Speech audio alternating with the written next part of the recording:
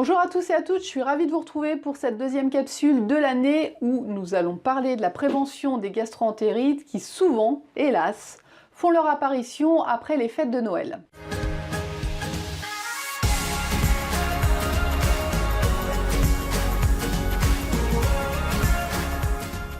Comment faire pour éviter de croiser le chemin de la gastro ou comment atténuer les symptômes de celle-ci quand elle a décidé de faire une halte au cœur de votre intestin?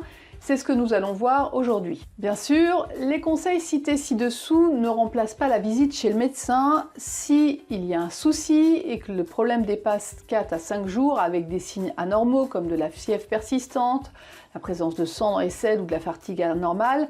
Il faut consulter. Alors de quoi parle-t-on lorsqu'on parle d'une gastro-entérite? Eh bien c'est une inflammation de la muqueuse intestinale provoquée par la présence d'un micro-organisme pathogène, souvent un virus, plus rarement une bactérie. Il faut 24 à 72 heures avant que les premiers symptômes apparaissent. Alors les symptômes sont souvent des crampes abdominales, des diarrhées, parfois des nausées, des vomissements associés ou non à de la fièvre. Le risque majeur, c'est la déshydratation, surtout pour les personnes les plus fragiles. Alors là, je parle des nourrissons, des enfants, des femmes enceintes et des seniors. Alors la première action de prévention, eh bien, ça va être le lavage des mains, bien se laver les mains lorsqu'on sort des toilettes ou après avoir changé un bébé ou s'être occupé d'une personne malade. N'hésitez pas à vous laver régulièrement les mains avant de préparer le repas, de faire tremper les aliments que l'on va consommer crus, les crudités et les fruits avec de l'eau vinaigrée, bien faire cuire les viandes, respecter aussi la chaîne du froid lors de la conservation des aliments fragiles. On peut penser aussi à chacun sa serviette de toilette,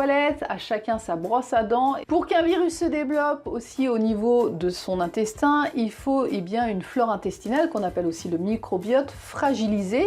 Cela peut être dû par une alimentation trop industrialisée, avec des boissons gazeuses, beaucoup de sucre, mais aussi par la prise répétée d'antibiotiques, d'antifongiques, le stress. Il sera bon d'équilibrer le microbiote, soit par une alimentation déjà plus simple et de saison, une alimentation pourquoi pas riche en probiotiques, qui va permettre d'apporter un équilibre entre les familles des bactéries au niveau de l'intestin. Alors là, on va retrouver le kéfir à l'eau, le kombucha, le miso, la choucroute. Bien sûr, il faut aller tout doucement. Et si besoin est, on peut rajouter aussi en complément des probiotiques en gélule. Alors que faire quand les symptômes sont déjà installés? Priorité d'abord à la réhydratation. On sait que la perte d'une grande quantité d'eau favorise aussi la perte de sels minéraux essentiels dans le mécanisme d'hydratation cellulaire.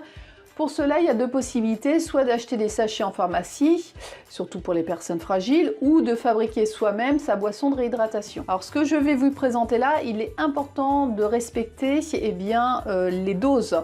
On va conseiller 360 ml de jus de pomme naturel frais et bio ou de jus d'orange frais et bio, pas de sucre ajouté.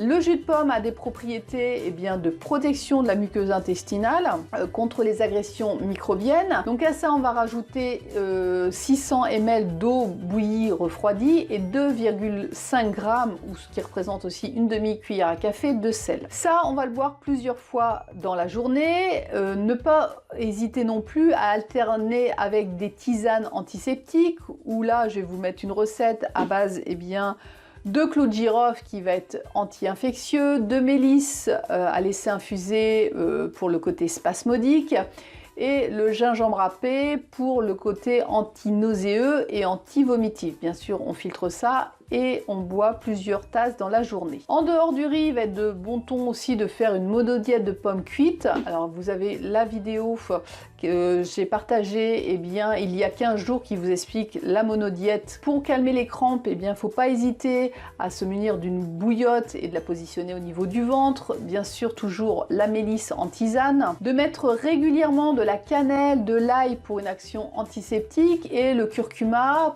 pour l'inflammation intestinale. Tout ça, on met ça dans son alimentation pour éviter la rechute. D'un point de vue symbolique, émotionnel, j'ai envie de vous dire, que vivez-vous dans votre vie que vous aimeriez voir loin de vous, que vous n'acceptez plus mais dont vous pouvez vous éloigner difficilement, une personne, une situation. On arrive au terme de cette capsule, vous savez comment vous protéger des méchants virus de la gastro, alors à vous de vous jouer. Si cette vidéo vous a plu, n'hésitez pas à la partager.